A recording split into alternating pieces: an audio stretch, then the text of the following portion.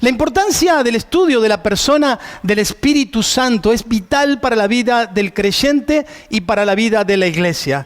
Podemos saber un montón de cosas, podemos conocer un montón de cosas, podemos ser sofisticados y podemos ser excelentes en un montón de otras cosas. Pero si no conocemos al Espíritu Santo, entonces no tenemos nada ni conocemos nada. Por eso en este primer mensaje de la serie que vamos a desarrollar, quiero resaltar la importancia de conocer más al Espíritu Santo. Vamos a responder con los puntos que voy a desarrollar a esta pregunta: ¿por qué necesito conocer más al Espíritu Santo? Esa es la pregunta que trataré de responder a lo largo de este mensaje. Los siguientes domingos responderemos a otras preguntas. ¿Quién es el Espíritu Santo? ¿Qué hace el Espíritu Santo? ¿Qué espera de mí el Espíritu Santo? Ahora, ¿por qué la importancia de resaltar el tema del Espíritu Santo en este tiempo? Bueno, definitivamente el Espíritu Santo es el protagonista de la historia de la iglesia. No existiría la iglesia sin la presencia del Espíritu Santo en ella. De hecho, la iglesia inicia y comienza en Hechos capítulo 2 con un evento único y sobrenatural, que es el derramamiento del Espíritu Santo en aquel aposento alto sobre 120 que estaban esperando que esto ocurriera. Quiero volver a hacer énfasis en esto. No existiría la iglesia sin la presencia del Espíritu Santo en ella. La historia de la iglesia está ligada vitalmente al Espíritu Santo, porque la iglesia no es una institución humana, ni tampoco una institución religiosa. La iglesia no es algo que el hombre ideó. La iglesia es la idea de Dios, formada por todos los hombres y mujeres que creen en Él, independientemente del cartel que tengan colocado en la puerta del lugar donde se juntan. Fui claro con esto, ¿no? No es el Dios de esta iglesia, es el Dios de todo lugar donde se proclame el nombre de Cristo, independientemente del cartel que tengan colocado en la puerta. La historia de la iglesia es la historia del Espíritu Santo. Por eso muchos comentaristas y muchos estudiosos de la palabra dicen que el libro de los Hechos no debería de llamarse el libro de los Hechos de los Apóstoles, sino que se debería de llamar el libro de los Hechos del Espíritu Santo. Y estoy de acuerdo con esta información, porque la historia de la iglesia desde el principio está ligado a los hechos sobrenaturales que el Espíritu Santo ha hecho. En primer lugar, el hecho más sobrenatural de todos, que es el nuevo nacimiento. Es el Espíritu Santo el que nos permite nacer de nuevo. La obra del nuevo nacimiento es el nacimiento del Espíritu, es obra exclusiva del Espíritu Santo. Porque la fe cristiana no consiste en un acto intelectual o en un acto emocional diciendo estoy de acuerdo con esta verdad o siento determinadas cosas. La fe cristiana es un acto profundamente espiritual, donde la persona del Espíritu Santo es la protagonista, como se dijo en esta mañana de forma tan preciosa, viniendo a habitar en el corazón de cada uno de los redimidos.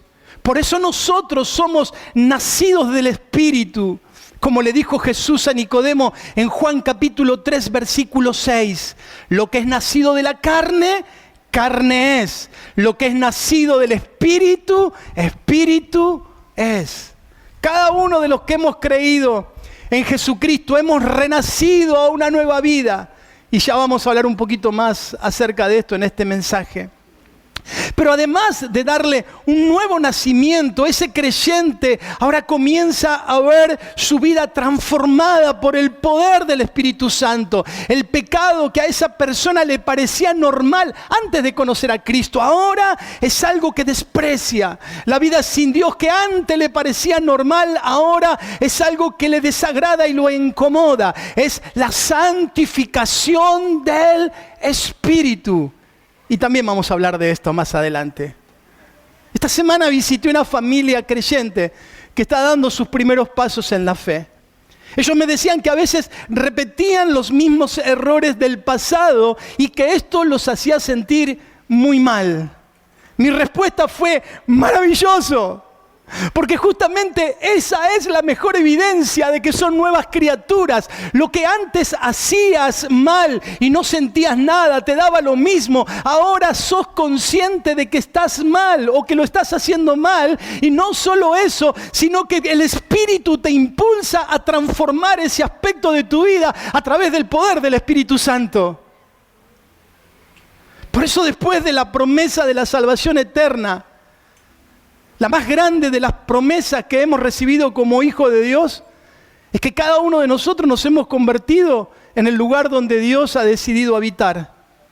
Vos y yo, habitación del Espíritu Santo de Dios, algo incomprensible, razonablemente incomprensible, pero maravilloso. Dios ha decidido que seamos templo del Espíritu Santo y que Él nos va a ir transformando de adentro hacia afuera. Así lo dice el apóstol Pablo al escribirle a los corintios, al cuestionar su inmoralidad sexual en 1 Corintios 6:19. Dice: ¿o acaso ignoran que vuestro cuerpo es templo del Espíritu Santo, el cual está en vosotros, el cual tenéis de Dios y que ya no sois vuestros?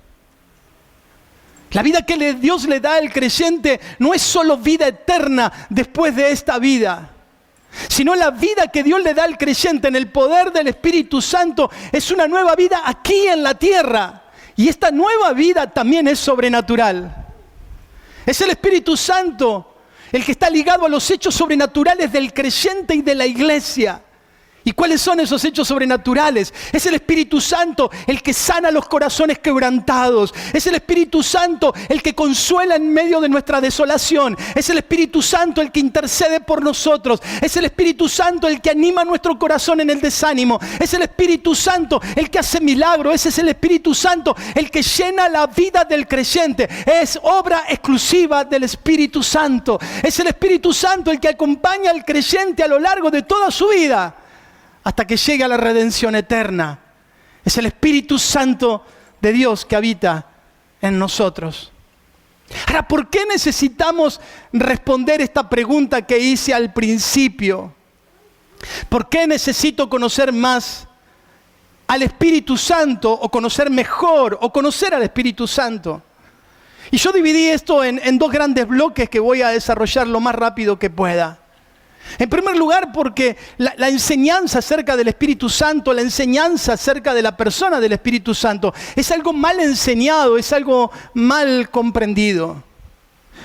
Los hombres nos hemos esforzado de miles de formas tratando de explicar y comprender el mundo espiritual que nos rodea de forma racional.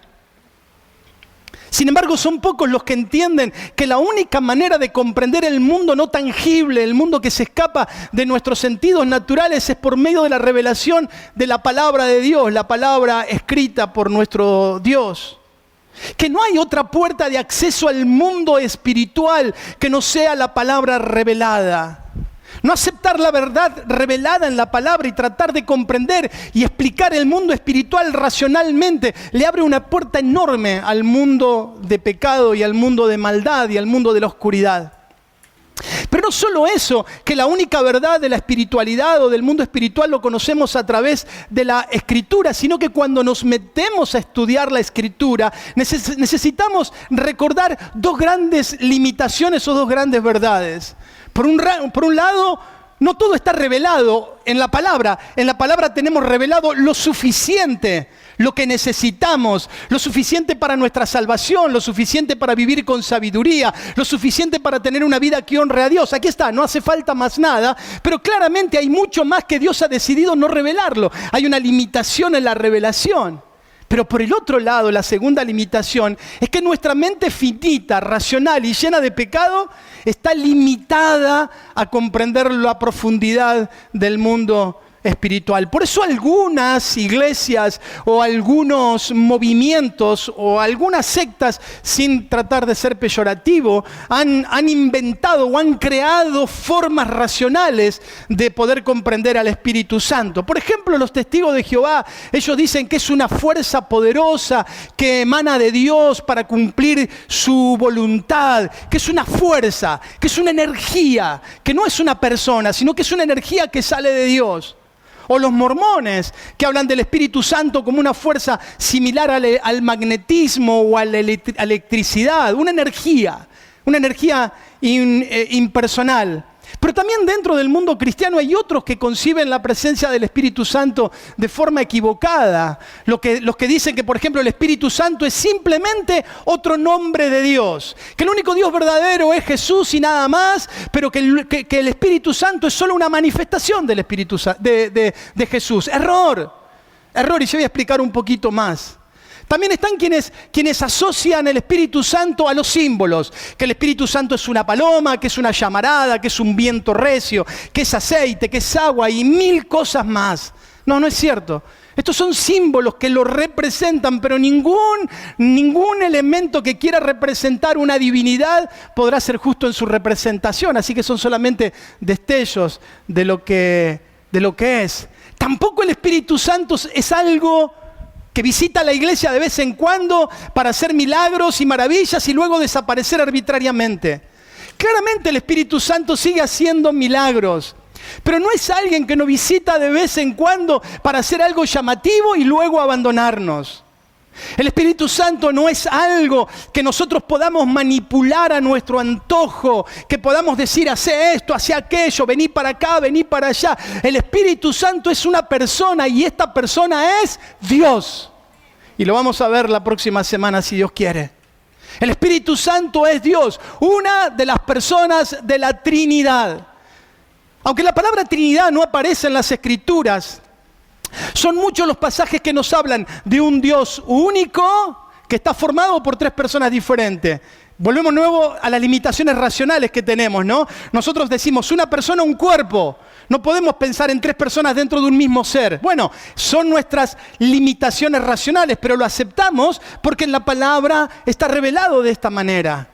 Es imposible comprenderlo en su totalidad con nuestro razonamiento. La Trinidad es un misterio, pero la Biblia nos enseña que el Padre, que se manifiesta notoriamente en el Antiguo Testamento, es Dios. Que el Hijo, que se hizo hombre y vino a esta tierra a salvar a los pecadores, también es Dios. Y que el Espíritu Santo, quien fue enviado para estar con la iglesia hasta que venga el Señor a buscarla, también es Dios. Pero la Biblia nos dice que existe un solo Dios verdadero, no tres dioses. Así que es un solo Dios manifestado a través de tres personas. Le quedó así haciendo cortocircuito el cerebro, yo lo sé. Resetelo. Dios es uno en voluntad, en esencia, en deidad, en propósito, en carácter, en sustancia, pero es diferente en personas y en funciones. Y hay algunos pasajes que nos indican de la pluralidad de ese Dios único. Por ejemplo, Génesis 1:26, donde dice, hagamos al hombre a nuestra imagen, utilizando el plural. O Isaías 6:8, donde expresa el Señor desde el trono, ¿quién irá por nosotros? Otros pasajes más que podríamos hacer referencia, pero no es el punto del mensaje de esta mañana. Jesús oraba al Padre, lo cual significa que es otro que no es Jesús. Lucas 22:42 nos habla acerca de esto. Dice que Jesús oró hablando con el Padre, diciéndole, si quieres pasa de mí esta copa, pero que no se haga mi voluntad sino la tuya. Si algo que estoy seguro es que el Señor no hablaba con sí mismo, sino que hablaba con otro, con el Padre, ¿no? Es más, el Padre habló desde el cielo 3 veces estando Jesús presente. Por ejemplo, cuando fue bautizado, las 3 personas de la Trinidad aparecen manifestadas. Lucas capítulo 3, versículo 21 dice que aconteció que cuando todo el pueblo se bautizaba, también Jesús fue bautizado, y orando, el cielo se abrió y descendió el Espíritu Santo sobre él en forma corporal como paloma, y vino una voz del cielo que decía, tú eres mi Hijo amado, en ti tengo complacencia. La Trinidad en toda su dimensión. El Hijo se estaba bautizando, el Espíritu Santo que desciende sobre él en forma de paloma, y el Padre que habla desde el cielo. Todas las herejías con respecto a la Trinidad pueden reducirse al gran error de mezclar lo eterno con lo temporal, a tratar de comprender lo eterno con las limitaciones o parámetros terrenales. Ya la veremos la próxima semana. Pero lo que hoy podemos decir, volviendo al tema del Espíritu Santo, es que el Espíritu Santo es una persona y que esta persona es Dios. Es una persona diferente al Padre y al Hijo, pero es Dios mismo con todo lo que esto significa.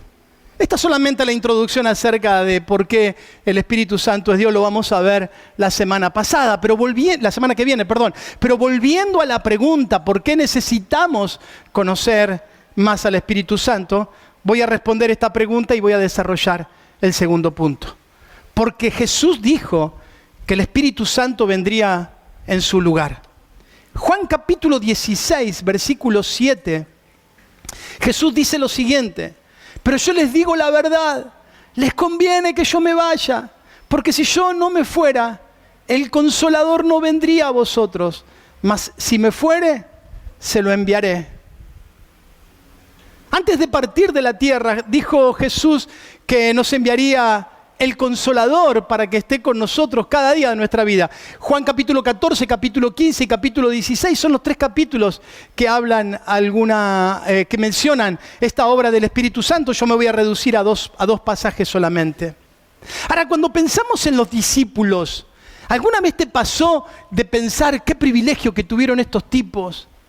Qué privilegio que tuvieron de caminar con Jesús, de escuchar su palabra, de recibir su consuelo, su abrazo.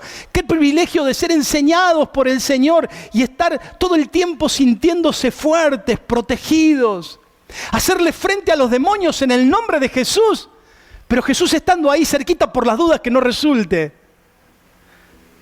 O en medio de las dudas, o en medio de los problemas difíciles, en medio de las situaciones que no saber qué hacer, como aquel día que la barca parecía hundirse, Jesús estar cerca todo el día, las 24 horas del día, Jesús estando a su lado. Pero cuando Jesús se refirió a este evento donde Él se iría de la tierra, Él dijo: les conviene que yo me vaya. Porque si yo me voy, les enviaré otro Consolador y este estará con ustedes todos los días hasta el fin del mundo. Él vendrá en mi reemplazo, Él será igual en esencia y en altura, pero estará con ustedes en todo lugar y en todo tiempo las veces que lo necesite. Esto les conviene, porque mientras yo puedo estar en un solo lugar, en un solo momento y en una sola circunstancia, el Espíritu Santo de Dios puede estar con todos los creyentes alrededor del mundo en todo momento.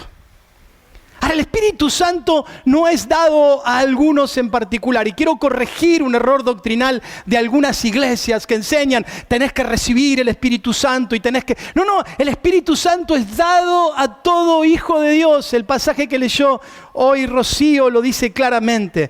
Primera de Corintios capítulo 12, versículo 13, porque por un solo espíritu fuimos todos bautizados en un cuerpo, sean judíos, griegos, esclavos, libres, y a todos se nos dio a beber de un mismo espíritu. De hecho, el apóstol Pablo, aclarando este pasaje, dice: si alguien no tiene el Espíritu de Dios, no es de Dios. O sea, cortante y tajante. Todos los hijos de Dios tenemos la presencia del Espíritu Santo, el mismo Espíritu Santo que estuvieron con los santos en el pasado, el mismo Espíritu que estuvo en Pablo, el mismo Espíritu que estuvo en Pedro, el mismo Espíritu que estuvo con los mártires, el mismo Espíritu que estuvo con los grandes predicadores, con Billy Graham, con Carlos Anacondia o con quien sea. Es el mismo Espíritu que hoy está en cada uno de nosotros. Mire qué privilegio tremendo, ¿no? A veces pensamos que el Señor tiene hijos preferidos. No, Él mandó todo su Espíritu, toda su presencia sobre cada uno de los suyos. El Espíritu Santo es dado al creyente al momento de creer. Así lo dice Efesios capítulo 1, versículo 13, que fue otro de los pasajes que leyó Rocío. Dice: en Él también vosotros, habiendo oído la palabra de verdad, el evangelio de vuestra salvación, y habiendo creído en Él, fuisteis sellados con el Espíritu Santo de la promesa. ¡Qué bonito! Habiendo oído la palabra, el evangelio de la salvación, y en respuesta al haber oído el evangelio, creí en el evangelio, y entonces fuiste sellado con el Espíritu Santo de la promesa. Versículo 14, que es el arras o las arras de nuestra herencia hasta la redención de la posesión adquirida para la alabanza de su gloria. El día que creímos en Jesucristo, el Espíritu Santo vino sobre nuestra vida como un sello. Fuimos asegurados, marcados con el Espíritu Santo de la promesa de Dios. El Espíritu Santo, como dije anteriormente, es quien nos da la nueva vida de Dios cuando nos arrepentimos de nuestros pecados, de nuestra vida pasada y corremos a los pies del Señor. Algo ocurre en nuestra vida, un nuevo nacimiento, una regeneración, el Espíritu Santo de Dios viniendo a habitar en nuestras vidas. La vida natural, la vida sin Dios, muere. Y la vida de Dios, la vida del Espíritu, nace en nosotros. Pero esto es un acto espiritual e invisible, puede decirme alguien. ¿Cómo es que yo puedo saberlo? Bueno, aunque es invisible y espiritual, no es incomprobable. Porque la nueva vida de Dios comienza a evidenciarse por la manera en la que comenzamos a vivir a partir de ese día. La manera en la cual yo me aseguro de que el Espíritu Santo de Dios está en mí es porque comienzo a tener cambios que no los tenía en mi registro anteriormente. Los que conocimos al Señor, ya este versito usted lo conoce, los que conocimos al Señor de grande sabemos de qué hablamos. Teníamos una vida de pecado, una vida sin Dios, una vida lejos de Dios y de repente comenzamos a despreciar aquello que hace unos poquitos días atrás amábamos. Comenzamos a sentir pena por hacer cosas que hace poquito tiempo disfrutábamos. ¿Qué fue lo que pasó? ¿Alguien me lavó la cabeza? No, alguien lavó mi corazón. El Espíritu Santo de Dios vino sobre mi vida y me está ayudando, me está acompañando en ese proceso de santificación. La vida del creyente que tiene el Espíritu Santo no es porque salte, porque se caiga, porque vibre o porque hable en idiomas raros. No, la evidencia de que el Espíritu Santo de Dios está en la vida de alguien es por la manera en la que vive, la manera en la que ama a Dios, la manera en la que desarrolla su vida a partir de que conoció a Cristo. Cambios hay en la vida, la visión de una nueva realidad, una valoración diferente entre el bien y el mal. El Espíritu Santo habla a mi corazón, me enseña, me guía por su palabra escrita y por su presencia en mí. Pero además de esto, el texto que hemos leído en el versículo 14, quiero que lo mire si tiene Biblia de nuevo, porque es un pasaje que hay que masticarlo un poquito, pero tiene una profundidad tan preciosa. Dice que el Espíritu Santo es el arras de nuestra herencia hasta la redención de la posesión adquirida para la alabanza de su gloria. Me fui a buscar al original cuál era la palabra arras y qué significaba la palabra arras, porque es la central en este pasaje. Y la palabra en el original es una palabra griega que es la palabra arrabón. Yo no uso mucho esto para apantallar, simplemente porque es una palabra que se sigue utilizando en el griego moderno, aunque aquí fue escrita hace 2000 años. Y es una palabra muy utilizada en el comercio, en los arreglos comerciales, en los acuerdos comerciales. Era mucho más usada esta palabra en la antigüedad por el contexto, pero aún el día de hoy se sigue utilizando. Su significado es compromiso o anticipo, pero déjame que te explique qué significa en el contexto donde está ubicada. En la antigüedad, que no existían los medios de comunicación y de transporte de nuestro tiempo, los compromisos que se hacían a veces demoraban algún tiempo en concretarse. Alguien hacía un compromiso de comprar algo a otra persona, pero habitualmente como eran largas las distancias y los medios de transporte eran incómodos, se hacía el acuerdo comercial, pero el comprador no podía llevarse lo comprado en ese momento. Tenía que marcharse y luego regresar para completar el pago, terminar de cerrar el negocio y llevarse aquello que había comprado.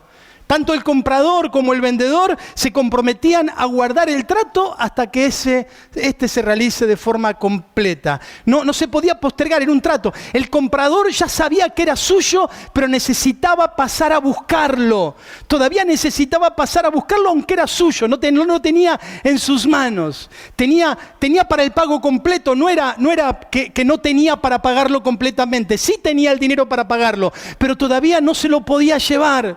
Por lo tanto, el arras o el arrabón, como es en el original, era el depósito, era el compromiso, una parte que se daba a la otra para redactar el contrato y para garantizar que el contrato se ejecutaría. Eso que había sido comprado y que había sido dado el arras o el arrabón, nadie podía reclamarlo, no se podía vender porque ya tenía dueño, ya era de alguien y ese alguien pasaría a buscarlo prontamente. Mire qué maravilloso. Jesús nos compró de forma completa a cada uno de nosotros. Jesús nos compró y Él dijo, el Espíritu Santo en nosotros es como el pago inicial, como el anticipo, como la garantía, como el compromiso hasta que regrese a buscar a los míos de forma completa. Nosotros ya somos de Jesús, nadie puede reclamarnos. Él ya pagó por nosotros y no es que no tenga para el pago completo. Él ya pagó de forma completa en la gloria, en la cruz del Calvario, pero prontamente viene por nosotros para darnos la herencia reservada para los suyos. Eso es lo que dice el pasaje. Gloria a Dios por esto. Las arras de nuestra herencia hasta la redención de la posesión adquirida para la alabanza de su gloria. Vos sos hijo, hija de Dios. Nada ni nadie puede reclamarte. Sos posesión del Señor. Por eso hay pasajes que dicen que ya estamos sentados en los lugares celestiales, que ya estamos con el Señor. Es la visión de toda la película completa. Nadie puede reclamar nuestra vida porque somos propiedad del Señor hasta que Él venga a buscarnos. Gloria a Dios por esto. Pero además de esto, no quiero que se te pasen los fideos, pero necesito un poquito más. El Espíritu Santo es la maravillosa promesa de Dios, la maravillosa promesa del Padre, porque dice Juan 14, 16 al 18, y este va a ser el último pasaje, espero yo que toque. Dice, y yo rogaré al Padre, y este les dará otro consolador para que esté con vosotros para siempre, el Espíritu de verdad, al cual el mundo no puede recibir, porque no lo ve ni lo conoce, pero vosotros lo conocéis, porque mora con vosotros y estará en vosotros. No los dejaré huérfanos, sino que vendré a vosotros. El primer consolador fue Jesucristo, claramente. Por eso Él dice, les enviaré otro consolador. Debería explicar un poquito más el significado de la palabra otro, pero no me da el tiempo, voy a avanzar. Es otro consolador, otro diferente pero igual en esencia. Otro consolador vendrá en lugar de Jesús. Este es llamado el consolador. Usted sabe, los que tienen algunos años en el Evangelio, es el paracletos o el paracaleos, alguien que es llamado en ayuda de otro, un abogado defensor. Y va a decir algo maravilloso en los versículos 16 y 17. El Espíritu Santo estará con nosotros para siempre. El Espíritu Santo está a vuestro lado, pero también estará dentro de ustedes, con ustedes y en ustedes. Por eso el creyente no debe de temer nunca. No solo porque Dios está con él, sino porque Dios está en él. Y al estar en él, lo hizo algo totalmente diferente. Cuando un creyente entra a un lugar donde reina el reino de las tinieblas, el creyente no tiene que tener miedo. Quienes tienen que tener temor son los demonios. Porque no porque el creyente sea algo especial en sí mismo, sino por quien está en él y con él. No entra solo, la presencia de Dios entra con él. Y ese ambiente tiene que cambiar porque Dios está haciéndose presente a través de la vida de ese hijo de Dios.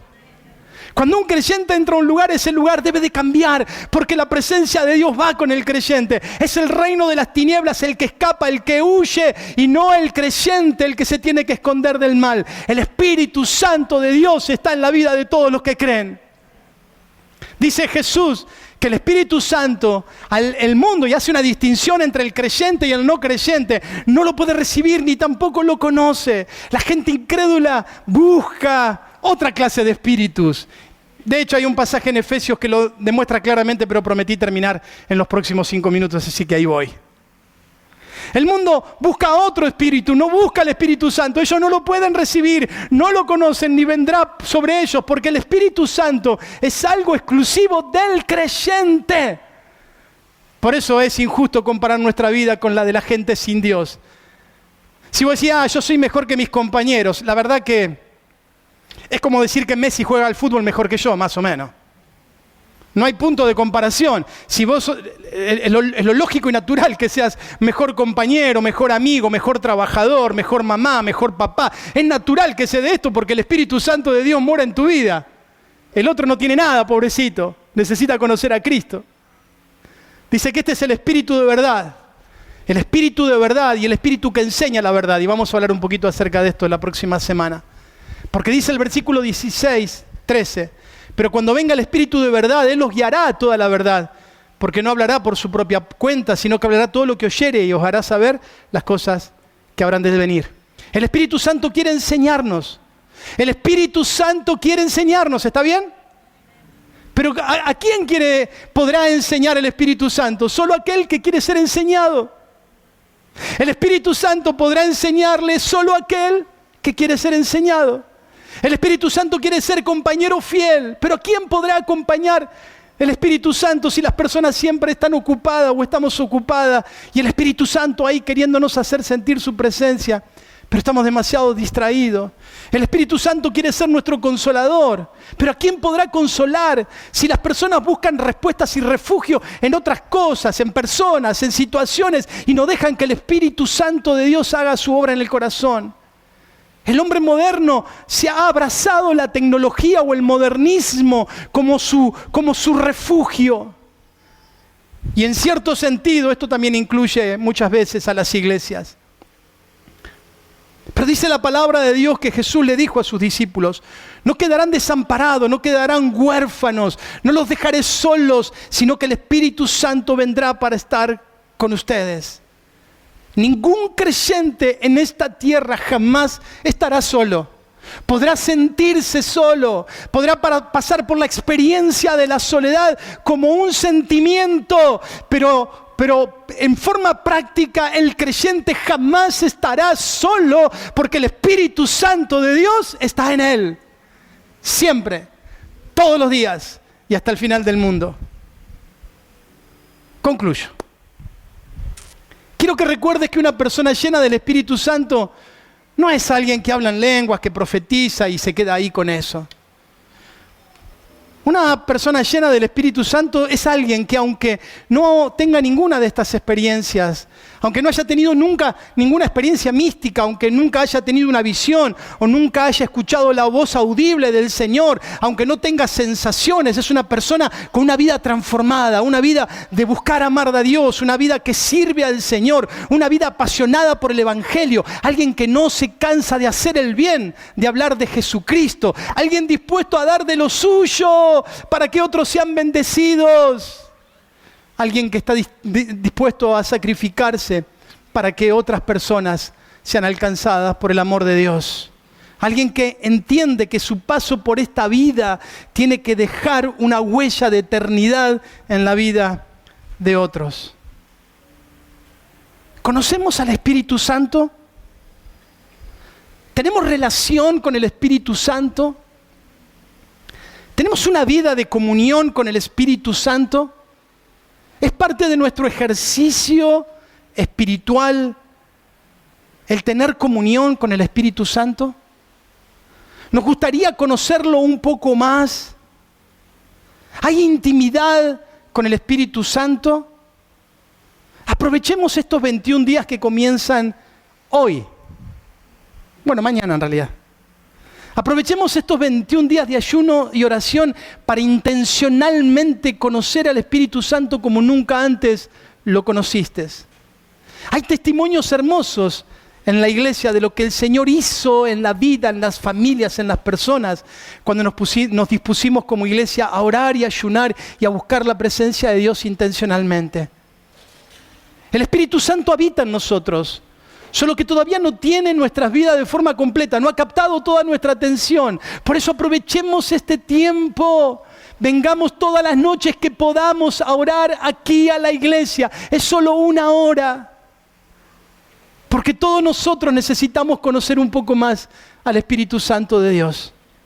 Todos nosotros necesitamos avivar un poco más nuestra relación con el Espíritu Santo. Todos nosotros necesitamos mayor intimidad con el Espíritu Santo. Y qué maravilloso que vamos a tener estas 3 semanas para poder avanzar en esta dirección. Recordemos que no necesitamos más del Señor, sino que el Señor desea más de nosotros.